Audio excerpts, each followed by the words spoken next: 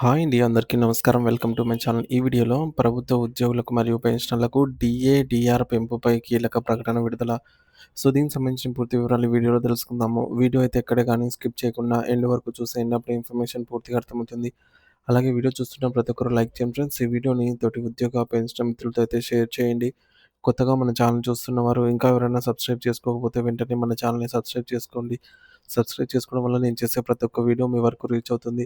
ఇక ఆలస్యం చేయకుండా వివరాల్లోకైతే వెళ్ళిపోదాము. ఫ్రెండ్స్ ఇక విషయానికొచ్చినట్లయితే ఇది పక్కాగా ప్లాన్ చేసి వేసిన ఒక రాజకీయ చదరంగ ఎత్తుగడన లేక కేవలం ఒక సాధారణ పరిపాలన ప్రక్రియలో భాగంగా తీసుకున్న నిర్ణయమా అనే చర్చ ఇప్పుడు దేశవ్యాప్తంగా సాగుతోంది. అసలు పశ్చిమ బెంగాల్ ఎన్నికల షెడ్యూల్ అధికారికంగా విడుదల కావడానికి కేవలం కొన్ని నిమిషాల ముందు ముఖ్యమంత్రి మమతా బెనర్జీ గారు ఒక సంచలన ప్రకటన చేశారు. ఈ ప్రకటన వెనుక ఉన్న అసలు ఉద్దేశ్యం ఏమిటి? ఆ సమయం వెనుక ఉన్నటువంటి అసలు రహస్యం ఏమిటి? అనే విషయాలను మనం అత్యంత లోతుగా విశ్లేషించాల్సి ఉంది. పశ్చిమ బెంగాల్ రాజకీయాల్లో ప్రస్తుతం ఎన్నికల వేడి తారాస్థాయికి చేరుకుంది. కానీ ఇక్కడ అసలు కథ ఎన్నికల షెడ్యూల్ గురించి కాదు.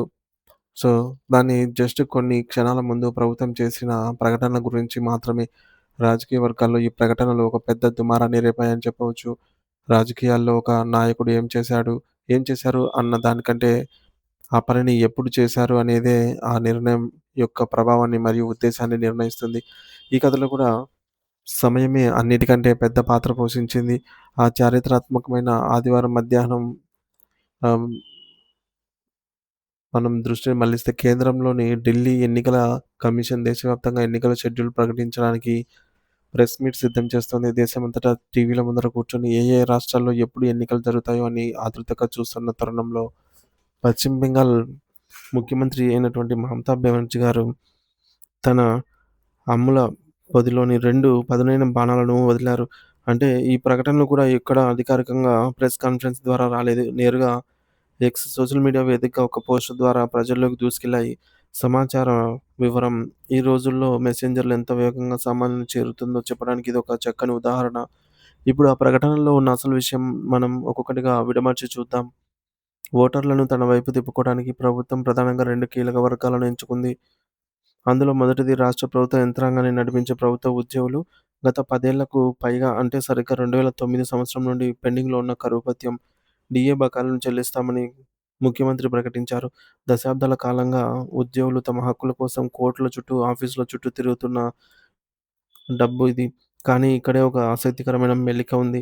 ఈ బకాయిని వెంటనే ఇవ్వటం లేదు. వీటిని చెల్లింపులు మార్చి 2026 నుంచి ప్రారంభమవుతాయనేది చెప్పారు. అంటే ఈ హామీ అమలు కావాలంటే మళ్ళీ అదే ప్రభుత్వం అధికారంలోకి రావాలి. లేదంటే అది కేవలం కాగితాలకే పరిమితం అవుతుందనమాట. ఎన్నికల తర్వాత చాలా కాలానికి ఈ ప్రయోజనం అందుతుందని చెప్పడం వెనుక ఒక ఓటర్లను కట్టిపడేసే ఎత్తుగడ కనిపించింది.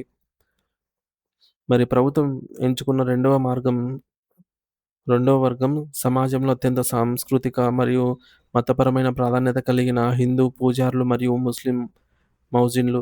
ఆధ్యాత్మిక సేవలో ఉన్న వీరి కోసం నెలవారీగా ఇచ్చే గౌరవ వేతనాన్ని ఒక్కసారిగా రూ. 500 పెంచుతున్నట్టు ప్రకటించారు. ఇది కేవలం పాత లబ్ధిదారులకు మాత్రమే కాదు, కొత్త దరఖాస్తు చేసుకున్న వారికి కూడా అప్లికబుల్ అవుతుందని వెంటనే ఆమోదించడం జరిగింది.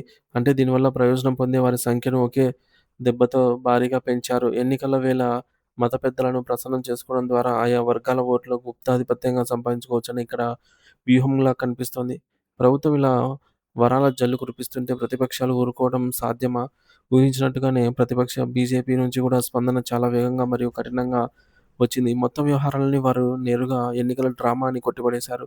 ఎలక్షన్ కోడ్ అమల్లోకి రావడానికి ముందున్న ఆ 5, 10 నిమిషాల సమయాన్ని ప్రభుత్వం అత్యంత తెలివిగా వాడుకుందని, ఓటర్లను ప్రలోభపెట్టడానికి వేసిన పక్కా మాస్టర్ ప్లాన్ ఇది అని వారు ఆరోపిస్తున్నారు. ఎన్నికల కమిషన్ మైకు పట్టుకోవడానికి ముందే ఈ ప్రకటనలు చేయటం అంటే రాజ్యాంగ స్ఫూర్తిని దెబ్బతీయడమే అని వారి వాదన.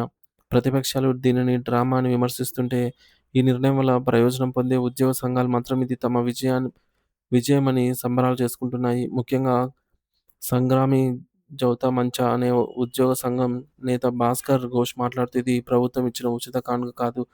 ఏళ్లుగా తాము రోడ్ల మీద ఎండనక వానక చేసిన పోరాటానికి దక్కిన ప్రతిఫలమని గర్వంగా చెప్పారు. సో, వారి దృష్టిలో ఎన్నికల సమయం అనేది ప్రభుత్వాలను ఒప్ ఒప్పుకోక తప్పని పరిస్థితికి నెట్టడానికి ఒక సాధనం. అని మాత్రమే. అంటే ఒకే నిర్ణయంపై ఇటు రాజకీయ ఎత్తుగడ అనే విమర్శ, అటు పోరాడి సాధించుకున్న హక్కు అనే గర్వం. ఇలా 2 విభిన్న వాదనలు ఇక్కడైతే కనిపిస్తూ ఉన్నాయి. సో, ఏదేమైనా పశ్చిమ బెంగాల్‌లో జరిగిన ఈ పరిణామం భారత ఎన్నికల చరిత్రలో ఒక ఆసక్తికరమైన మరియు వివాదాస్పదమైన అధ్యాయంగా అయితే నిలిచిపోతుంది. దీనిపై మీ అభిప్రాయాన్ని కామెంట్ ద్వారా తెలియజేయండి. Thank you for watching this video.